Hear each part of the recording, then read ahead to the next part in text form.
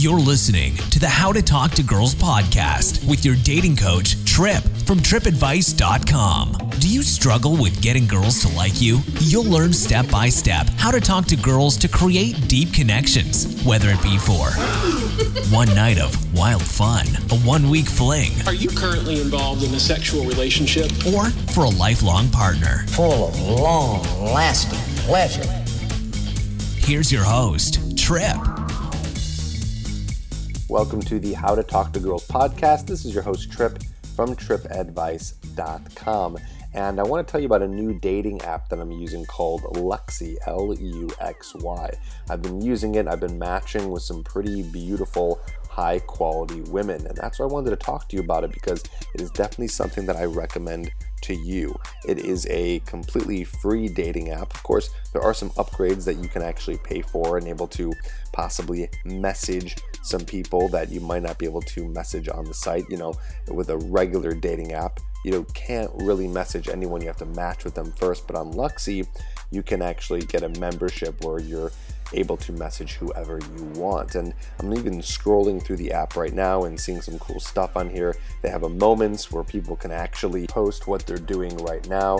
And again, like I said, my favorite part about this is you actually have to get voted in. So if you end up voting in to this app, well, then what happens is you're going to get access to all these different types of women that you might not get access to on some of the other dating apps that you're using. So I highly recommend you check it out. And they were nice enough to offer you a promo code to be able to get some cool stuff and different types of access on the app itself. So if you sign up and use the promo code TRIP, T-R-I-P-P, then you'll see some cool stuff that you can unlock. And like I said, really cool, different type of app. Highly recommend you at least check it out. Luxy, L-U-X-Y, on your iOS or your Android. Now, today's episode is with a good friend of mine. His name is Mr. Adam Gilad. Maybe you've heard of him before. He's been teaching guys and also teaching women how to get better at dating and how to attract a partner for over a decade. And he's got a lot of great wisdom to share with you today. He is going to be teaching you about boldness. In fact, he's giving something away. He has something called the 21 Laws of Boldness that he's giving away for free to you, so you can start learning about how to be bold. Now, that probably doesn't really mean much to you right now. You're probably asking yourself, what laws of boldness, what's that all about? Well, listen to the interview that I'm doing with him, because he's going to show you about how boldness works and how to be a bold and courageous guy that will effortlessly attract women. And yes, it is sort of effortless because his advice is so simple. That's why I love talking to him and hearing some of his wisdom, because there's just simple things that you can do today to be more bold and to be more attractive to women. So if you want your copy of that, go to tripadvice.com/boldness. Again, it's 100% free, and it's for you to learn about how to get bold. So to learn about boldness, before you go get that, again, listen to this interview that I got with Adam right now. He gives some great advice, and we talk about some really interesting things. So here it is, my interview with Adam Gilad. Hey, Adam, what's going on? Yo, man, how are you? I'm doing fantastic. I'm excited to talk to you today. I'm excited to talk about one of your real main topics that you've been teaching for many years now, this idea of boldness and living a bold life. And I just find that very interesting beyond meeting women and attracting women, but I feel like that's something that goes even deeper than that and can help you in so many more areas of your life. But how long have you been teaching this boldness code? Wow. Okay, cool. First of all, thanks. Well, it comes out of a lot of things. I was married very, very young at 23, got unmarried in my 30s. I remember my son said to me one day after, I think seeing a few women come through on the weekend, go, Dad, when you were married, you were a pussy. And I said, son, you're right. I really was, meaning I was classic nice guy, classic trying to please somebody into being nice to me, right? And I eventually became friends with Dr. Robert Glover, who I'm sure you know, who wrote a book called No More Mr. Nice Guy. Yep. And I read it. Great book. Yeah, great guy. He was at my recent wedding. And so, when I got single, I had zero idea how to date. I'd been married since I was 23. I'd never been to bars. I didn't flirt. I was very devoted, kind of husband, father, and a big pleaser, And so the moment I got single, I was like a child in the big world. I just didn't know how to date. I didn't know anything. And I just did everything wrong in the beginning. You were how old at this point when you were going out there single and 39. 39. 39. Yeah. Okay. And all the mommies wanted to date me because I was like the baseball coach for all the kids, and they all loved me, and I had special cheers for each kid, and I was writing all this great TV shows for kids at the time, Gargoyles and X-Men and all this stuff. So I was like kind of a hero to the kids, and the moms all loved me because I was fun with the kids, And so I thought, okay, I'll just date baseball moms, I guess, for the rest of my life. How to pick up? This is the episode called "How to Pick Up Baseball Moms." Yeah, really, and they were nice. But I had no idea what was out there until, I started poking around. I found out about online dating. This is in like 2001. And so here's the thing. I'm an Emmy-nominated writer-producer. I did my PhD in literature at Stanford. I know something about writing. I know something about language. I know something about subtle conveyance of messaging and semiotics and all that sort of fancy stuff.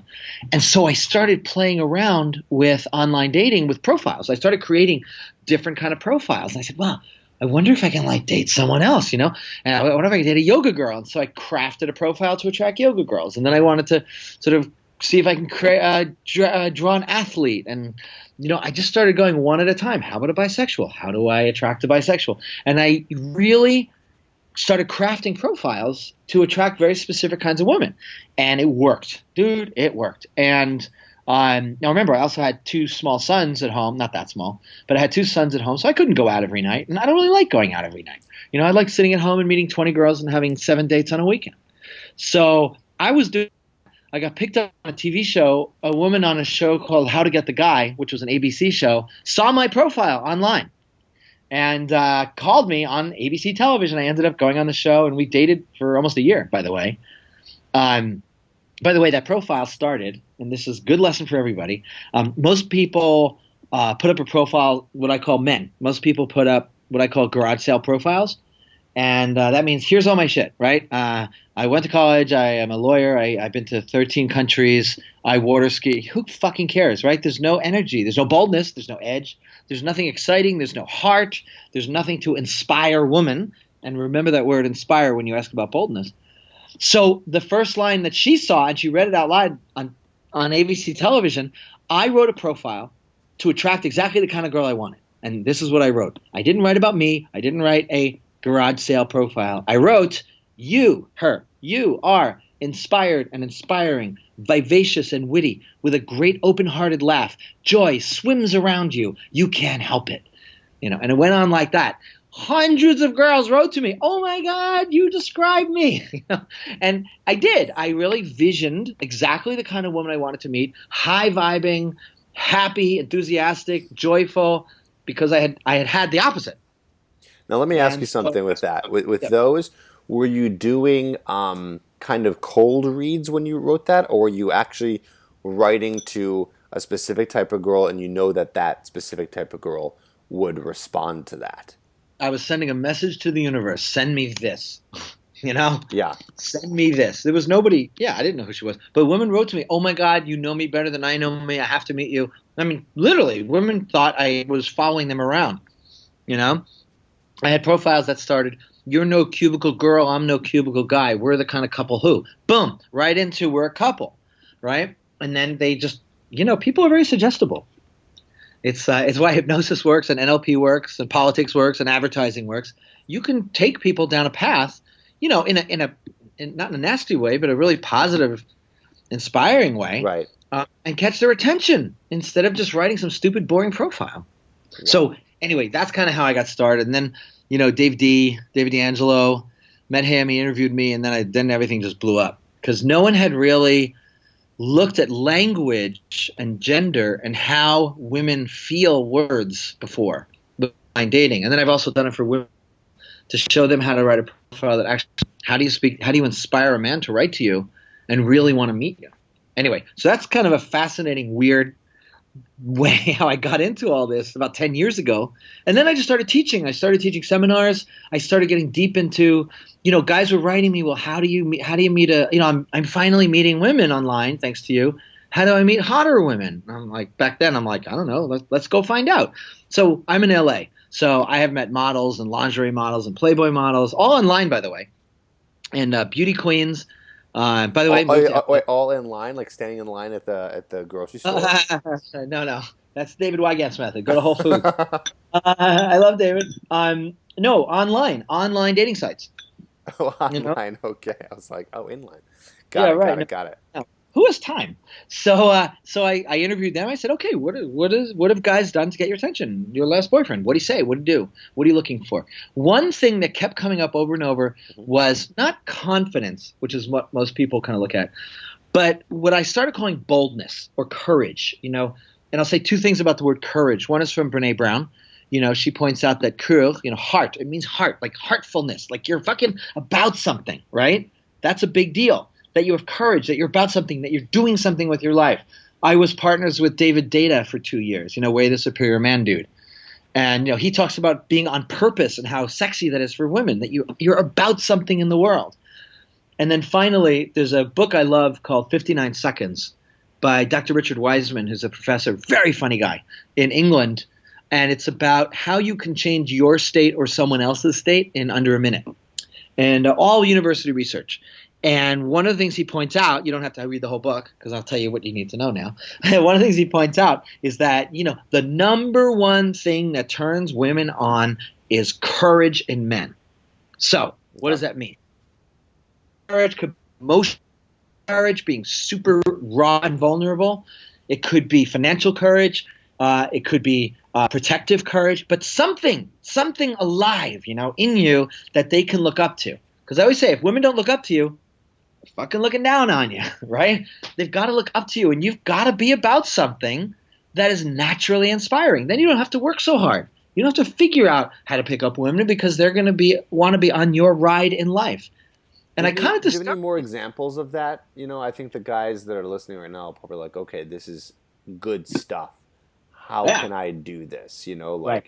How can I, or maybe they're already doing it. They have no idea. How do I portray this? How do I show a girl? How do I let a girl know? Right. First of all, it's how you live your life. And I think you're going to give everybody access to I wrote a book called 21 Laws of Boldness, which will give you really the grounding of it. And we'll give that to your guys for free. Yep. All you got to do is go to tripadvice.com/boldness and they'll be able to get that.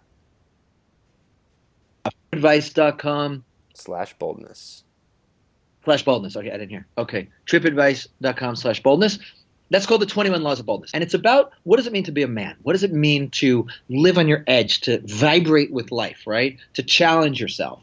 So look, there's a few basic ways you can break down life, right? Emotional, financial, spiritual, sexual, social, creative, in these areas of life, how are you pushing yourself? Are you sitting home watching, E! Channel, or are you learning new skills? And what happened with me, Trip, was the first few years I was just playing online and just meeting lots and lots and lots of girls, and it was super fun.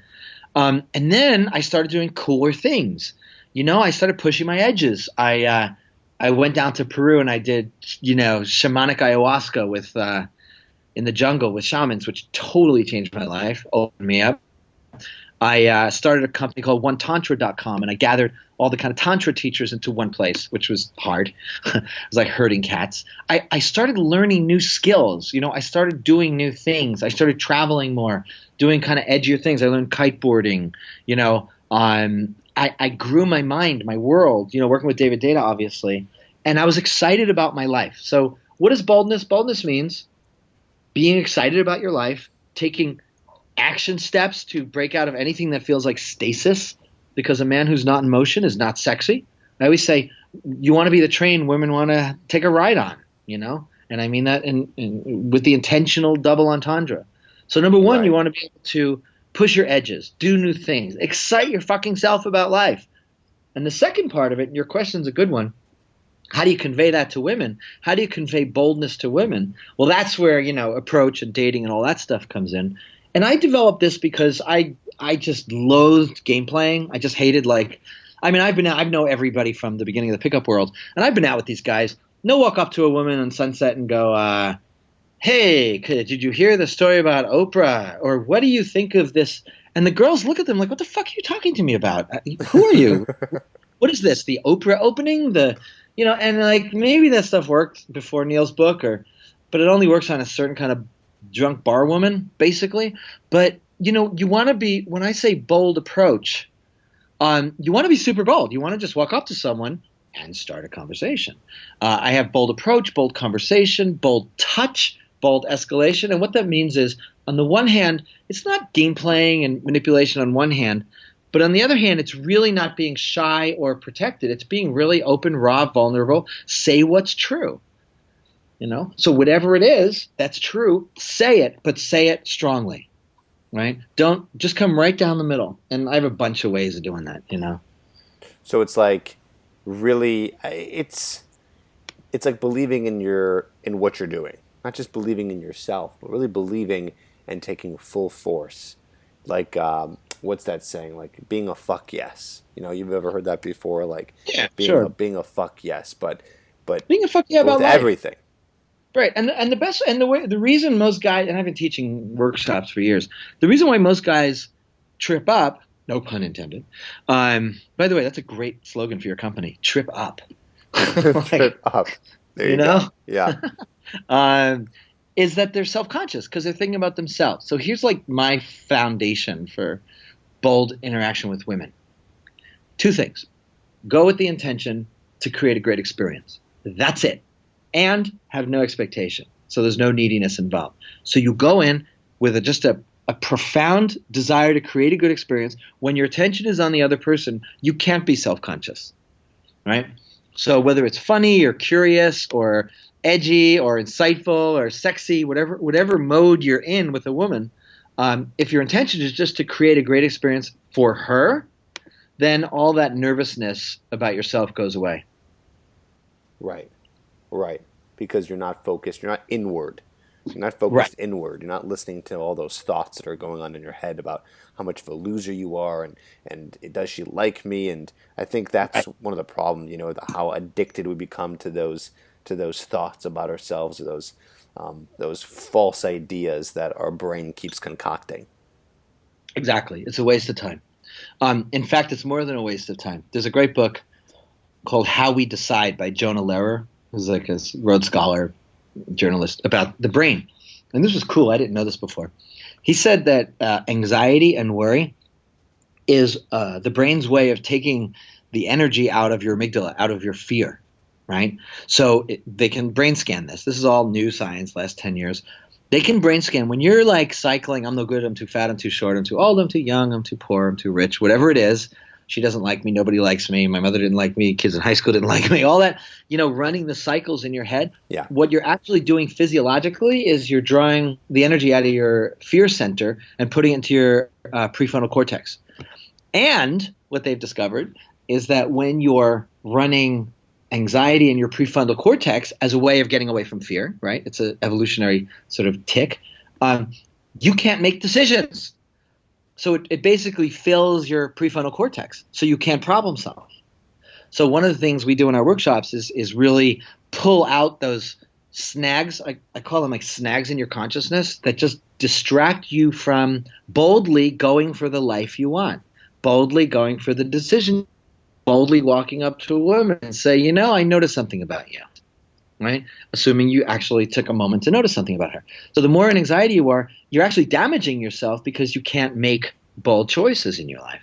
So I thought that was an interesting thing. So I want to learn a little bit more about this in depth. So you're saying that the reason why our brain fills up with anxiety is to replace the fear? Is it a way? It's like a mechanism to not be scared?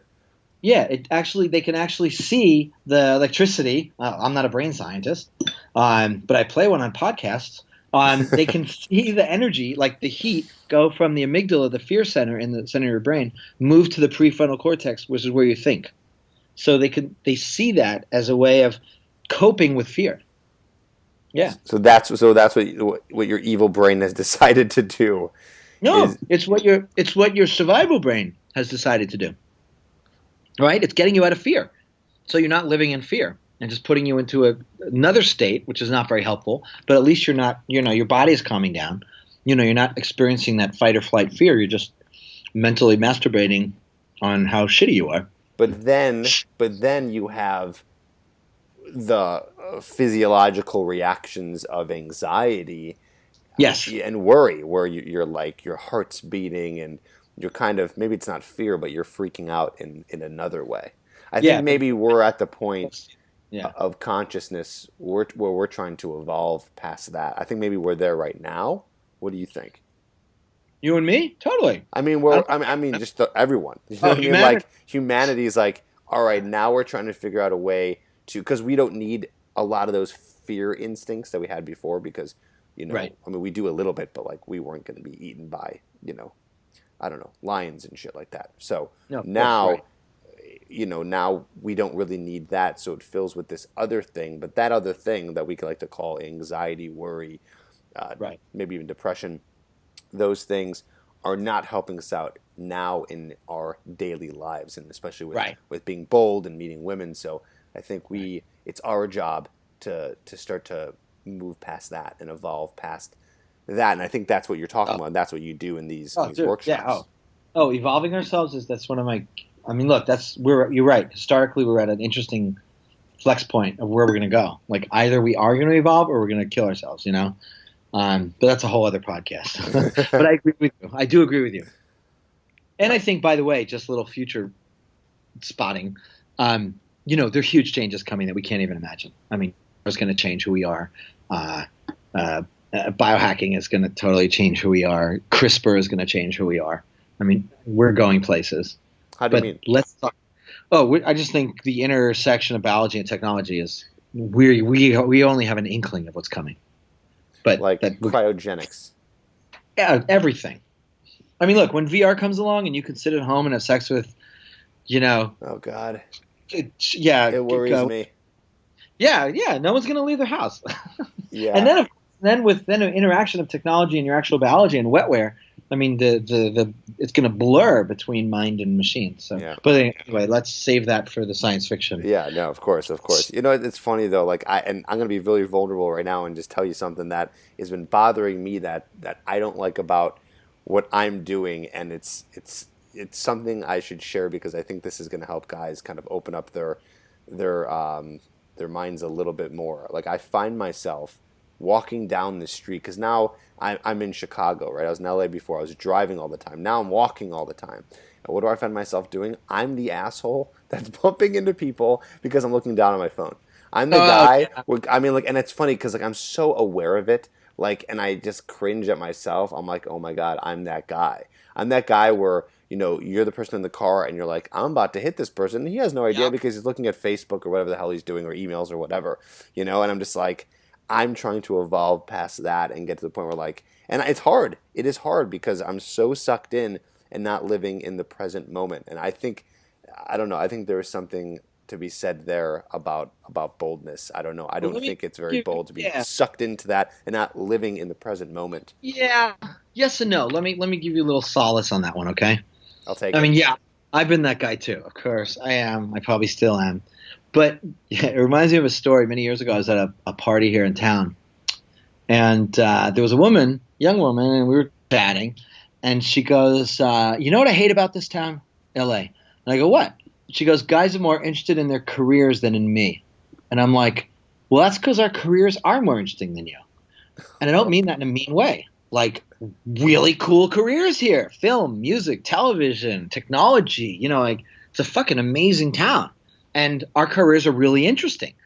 If we lived in, and I apologize to anyone who lives in Akron, Ohio or something, but if we lived in some, manufacturing town where people go to work and come home and there's no great creative drive, yeah, you're probably way more interesting than your job.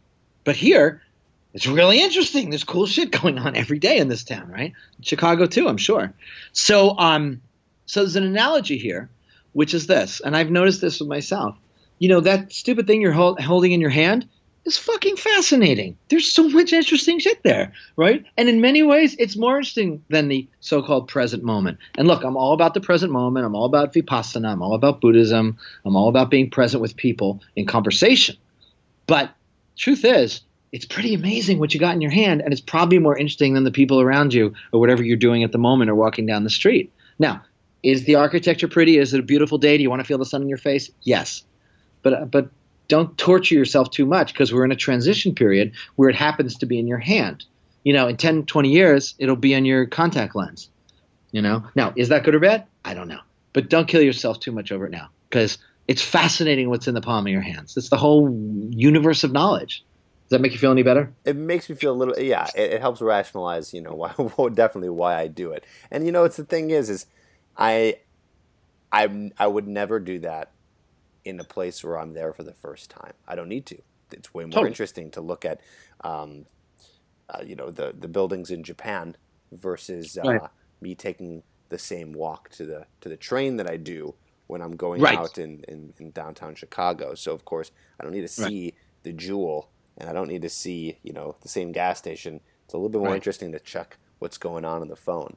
But now, that said, by the way, on a date, when you're with a woman, it is a massive masculine virtue to be one-pointed, to not be distracted by your phone.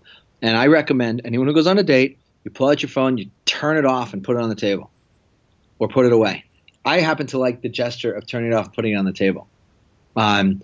Because I had kids when I was dating, I would take it out and say, listen, I'm just going to put this here because of my kids. I won't pick up for anyone else, but I always have to keep an eye out for that. And I'd make a point of it.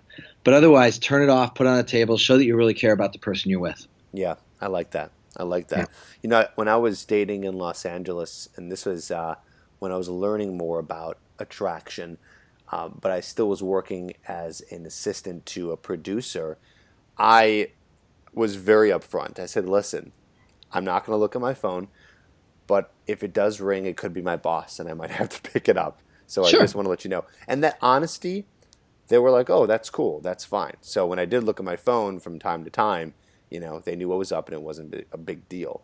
But yeah, absolutely. I mean, it's funny, too, because I'm always looking out for the girl on the date, too. It is a big turnoff to me when she's checking her phone. And I mean, it's okay if she checks it for a second. I don't care. I'm not that picky. But if she's lingering on that phone for a little bit, I'm like, either I'm doing something really off and she's not having a good time, or it's just very rude. It's like, it's just nice to be able to have that moment. But going back to what we were saying before, I think it'd be good. I think it's a good practice at the least to maybe not be on your phone all the time when you're walking down the street, just so you can get into the practice of being aware, being present. So when you are with a girl, when you are with a friend, when you are doing whatever you're doing and trying to do really cool things, that you don't have that quick addiction to go to it. So, it's funny you mention it. I just we were talking earlier. I just finished 5 weeks of travel, training, workshops, and I got home. I am in the mountains above LA, Malibu, and I go hiking. And this morning, I specifically and purposely did not listen to a podcast. I usually listen to a podcast when I go. And I said, I could leave my phone behind.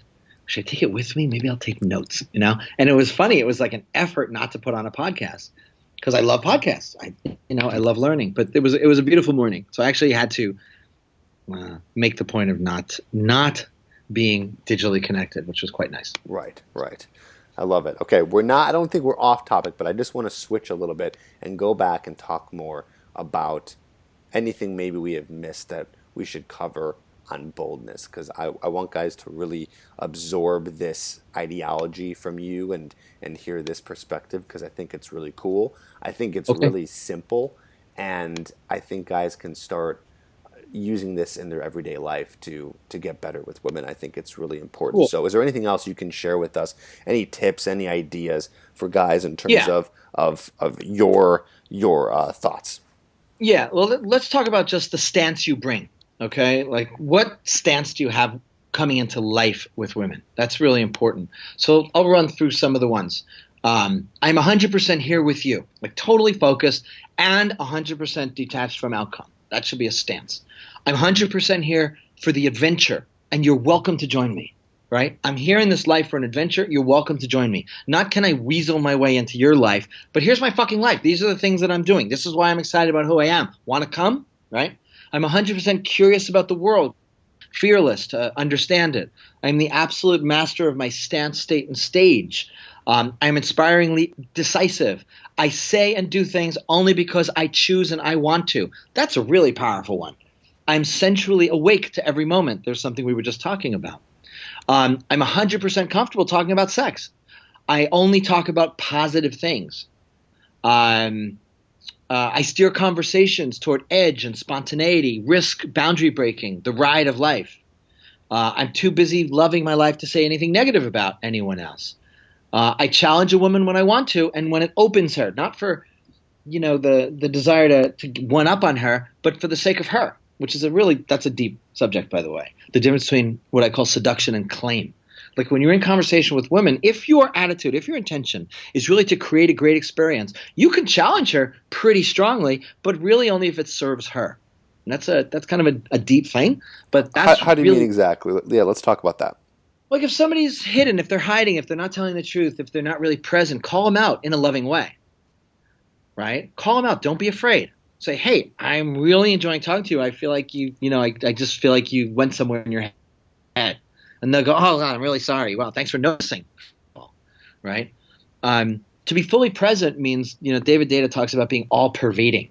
He has this great sort of expression that how you penetrate the world is how you penetrate a woman.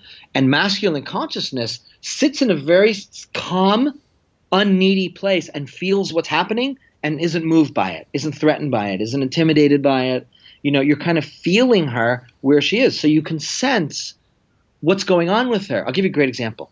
I was on a date a bunch of years ago with this woman. She could have been like the poster of Miss Sweden. Okay, she was actually Swedish. She was unconscionably beautiful. I met her online. Great, deep woman, spiritual. Met her on Match. We walked into a restaurant in Brentwood here, and just everyone turned and like, who's that asshole? He must be really rich, right? Because she's stunning. Kind of like I get that with my wife now. But so we sit down and we start talking. And I swear, dude, we're 5 minutes into the conversation when she mentions her last boyfriend, the super rich guy, jets, blah, blah, blah. And I had this intuition because of her face when she talked about him. And I said to her, can I ask you a really personal question? And she said, yeah. And I said, has anyone ever seen you for who you actually are? And she just started weeping. Whoa. And she said no. Now, guys, I want you to pay attention. This is not technique, all right? This is not manipulation. It's not a move. It's actually having a pervading consciousness. It's actually paying attention to the person across from you. I had an intuition, and I didn't force it on her. I asked her, can I ask you a personal question? Because I could tell that guys all wanted her because she was so beautiful. And I really opened a door. We ended up having an amazingly deep conversation. That's boldness, really not being afraid to speak into truth as you feel it without, imposing it on her, but to talk about what you're feeling, what your intuition is. That's one thing. Okay. So that's what I mean about bold noticing, notice what's happening. I said with the woman who I married recently, right? My wife, who's amazing, gorgeous, amazing human being, deep, warm, funny. You just met her. We were on our first date, and I said to her, I would ask her a question, and she would go, correct, And I said to her, you talk funny, And she laughed, and she goes, well, I'm a professional. She works with a lot of celebrity families. She's a specialist in kind of autism and behavior stuff, and she has this professional demeanor. Well, I noticed that she talked funny, so that opened up the whole conversation about that. Other women, if you pay attention, the word is penetration. Penetrate. Really be inside. Try to feel what's going on in her. I once said to a woman, I could be wrong, but I noticed a certain sadness when you talk about your sister. I'm like, oh, yeah, wow, how'd you know that? I haven't talked to her for 3 years, that kind of thing. So there's that. You can also be really raw, and this is kind of a California thing, but it works. You can say to a woman, I notice I'm having a really good time with you, and I notice that I'm a little nervous talking to you, like my heart's beating faster. I'm having a really good time. You're not apologizing. You're being vulnerably true, right? You're not being submissive, but you're actually noticing what's true in the moment. And there's a great boldness around that. Right. It's not showing a sign of of weakness. If anything, the weakness would be trying desperately to hide that. And then a woman She knows. picking up on that. They're so much smarter than us. Right. But, boldness can also be boldly flirting. And this, again, I discovered by doing it. On my online profiles, one of the best techniques I used back in the day, and you can still use today, is called the we game. We're the kind of couple who people look at, We're the kind of people, couple who people say, I want to be like them. They're always laughing. They're always touching. They always seem to be having a good time. They never fight, whatever it is you want to say, right? I call it the we game. So boldly create a we. So, for example, I discovered this when I was on a cruise down in somewhere, and I was in a hot tub. I met this exquisitely beautiful girl, and we're sitting there side by side in a hot tub, and this older couple gets in and goes, "Hi, you guys married?" I'm like, "Yeah," and I just met her. And I go, "Yeah, we got married 5 years ago. We met right here on this boat, and actually we met in this hot tub. So every year we get a babysitter, and they watch the kids. Little Chloe doesn't like it." And I went into this whole story about how we were married and how we come back every year for 5 years, and I just went with it and ended up with the girl. Right, that's hilarious. Hilarious. So bold doesn't just mean like raw and authentic, which is great. Bold means you have fun. You flirt fun, If you're at a party and you just meet a girl and you turn to some other people, they come up, you go, "I'd like you to meet my fiance. We haven't told anybody yet." Have some fun. Be bold. People love that. Women generally love that. There's always the exception, but women generally love a guy who takes a risk because it shows courage, and it all goes back to fighting mastodons. It all goes back to, can they trust a guy who can set bold direction, who can take a bold risk, who's not afraid, right? Courage, boldness is the number one attractor. And I have a scientific book called 59 Seconds to prove it, and I have a lifetime to prove it too. I love it. That's fantastic. That is fantastic. Yeah. So, really fun. So why don't we wrap up here, and why don't you tell the guys what's something that they can do today to start living this bolder life? What's some quick action steps, really easy stuff that they can start? I like kind of giving guys some stuff that they can go off and do, so they're not just mentally masturbating and listening to podcasts and then forgetting them, the next day. Like I do all the time, by the way. Right. With books too. I read books and this is so good. And like a year later, I'm like, it's like I never even read it. It's like, I should have been taking notes. I should have done something. But anyways. Yeah. By the way, I use a Rev, which is an app where you read in your notes and then they send you a document. It's $1 a minute. It's awesome. Nice. REV. Cool. Something you can do right now. Number one, get rid of the idea of asking girls out. I always say the bold approach is to state the date. So, hey, I'm really having a good time with you. You like jazz, right? Next Friday, there's XYZ playing. I want to take you there, and then we're going to take you out for the best chocolate martini you ever had. Are you free at 7? Right? Boom. Or I'll pick you up at 7 is even better. It's not obnoxious, but it's basically saying, I want to take you, I'm taking you. Not, are you free next Saturday night? Some women may resist, by the way. Some may not like it. Most women like the strong lead. Okay? So state the date rather than ask for it. If you're interested in dating women, you should know the social calendar coming up. You should know if there are art openings or wine tastings or concerts or comedians or whatever it is, not movies. Know your schedule so you know where to take them. So state the date is a really important first step. And number 2 is do something that fucking scares you. Do something new. Go learn how to give an erotic massage. Join an improv class. Go learn a new adventure sport. Do MMA training. Whatever it is. But do something so that you're bristling with life and that you're going somewhere so women can be turned on by you. And, of course, on a larger scale, stand for something important, right? Stand for something bigger than yourself. Because ultimately, that's what inspires women, a guy who stands for something more than himself. When you're in your 20s and everything, you're building your life. It's fine. As you get older in 30s, 40s, and beyond, if you're not contributing to the world in a big way, there's something very small about you. And women don't generally get excited about that guy. The more you know, the more you grow, the more you give back. It's the natural cycle of life. So stand for something big. Do something for someone else.